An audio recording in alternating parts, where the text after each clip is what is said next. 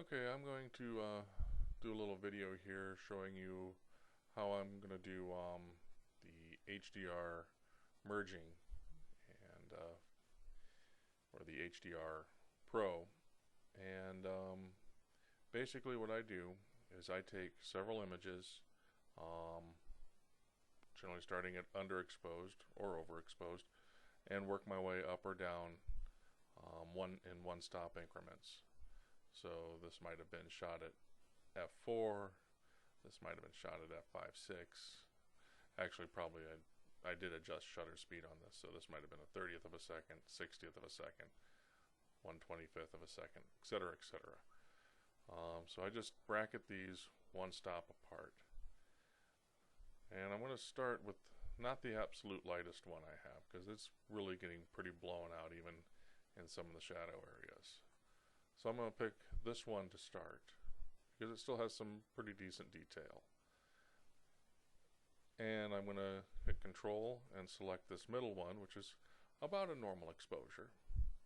And then I'm going to go 2 stops down and pick the darkest one, which will give me more detail in some of the highlights and so forth.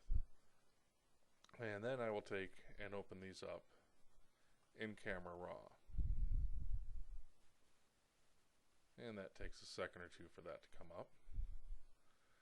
And then I hit Select All. And I've already done this previously, but I usually go ahead and crank up the clarity just a little bit. I leave everything else at default and make sure everything is even.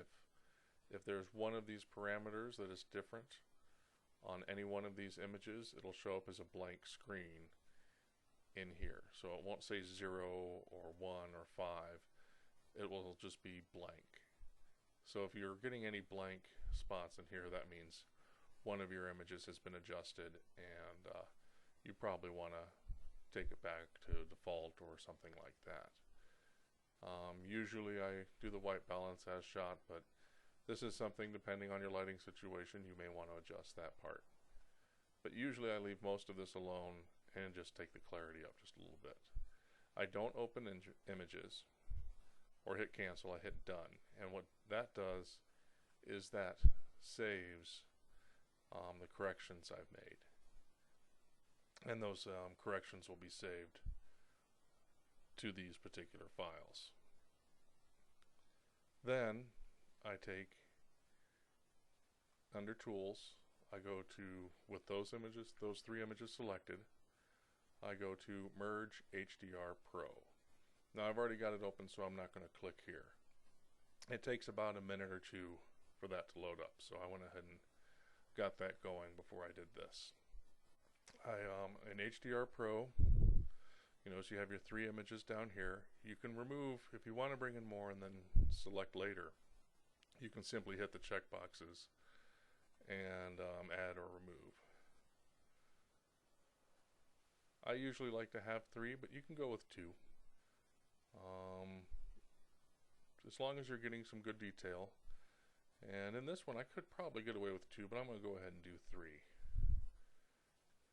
The other thing you're going to want to do is remove ghosts.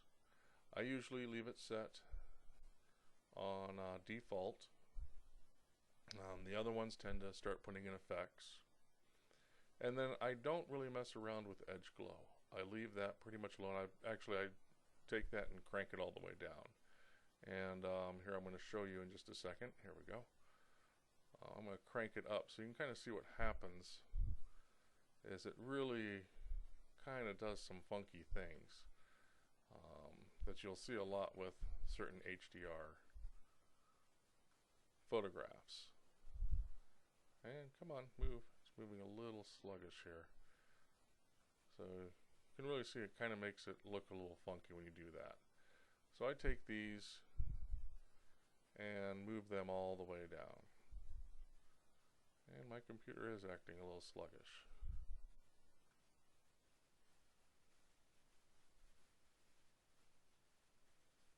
There we go. And I probably just have to wait for a second for that to come in. Now, one of the things, remove ghosts. One of the things that happens is things will be moving.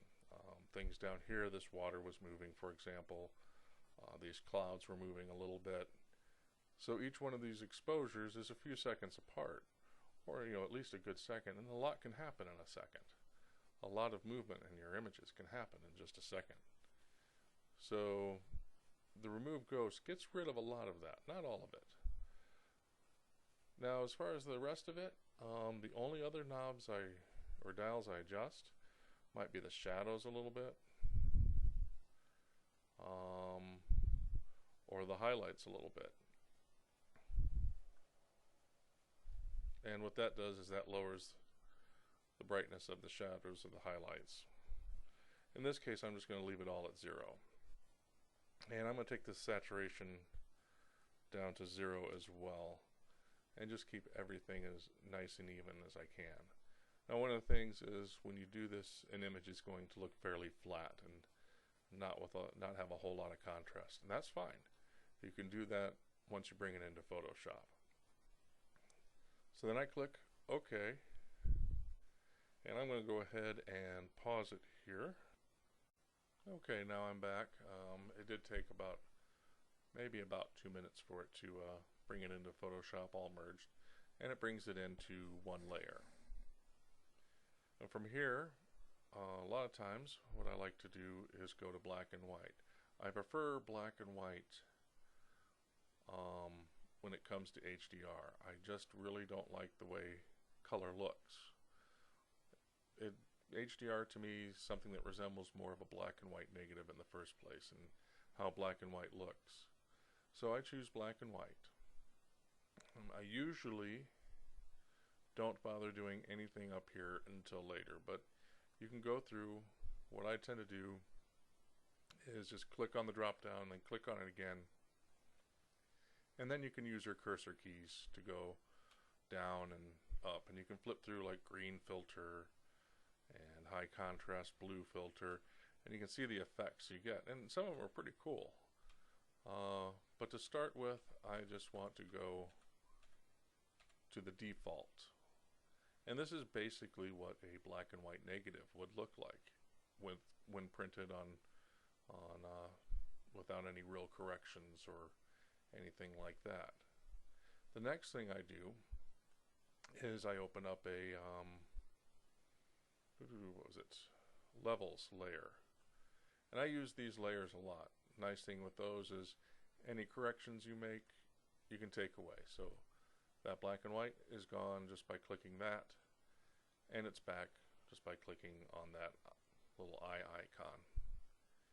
And then with this, you can see the histogram there, and I like to bring that down to where it's just coming into the black, so that way I know I'm getting my maximum blacks. So just sort of right inside the black. And the whites, you can do the same and take it just inside the white side on the right. So you're just cutting off a little bit of this graph over here and a little bit of the graph over here. And that will give you your maximum whites and your maximum blacks. If you don't want a maximum white or a maximum black, you can take it just on the outside. And I think on this one I am going to take it because it tends to make those clouds look a little blown out. I wouldn't mind if they were just well, maybe right on the edge. Try to get those clouds as close to the white as possible. And then if you want to, you can use this middle dial to adjust your contrast. I usually don't do too much with that. I'll take that back to where it was, just somewhere in there. And that's basically all I do. And this gives a nice, what was at one time a black and white negative look. Since you don't have black and white negatives anymore, well, you do, but most of you aren't shooting with them. This gives you the look of something that was shot with a black and white negative would look like, where you get really good shadow detail and really good highlight detail. And it doesn't look like it's HDR. It just looks like a good photograph. And with this, using the histogram, you can make sure you're getting your absolute whites and some of your absolute blacks. And that is basically it. That's all I do. So thank you. Okay, one thing I forgot to cover before was the mode here. And I pretty much always have it at 16-bit. 32-bit is too much. You end up converting it down to 16-bit anyway. 8-bit really, you're not getting quite the detail. You can do it, but you'll definitely get more detail in 16-bit. The advantage to 8-bit is you can do a lot more editing in Photoshop than you can with 16-bit. But if you're just going for like a black and white negative look, I would say go with just 16-bit. And keep it on the local adaption. The other ones tend to give you a little more effect, and I don't think they tend to look as good. But you can fiddle around with that and see what you like. And that should cover it. Thank you.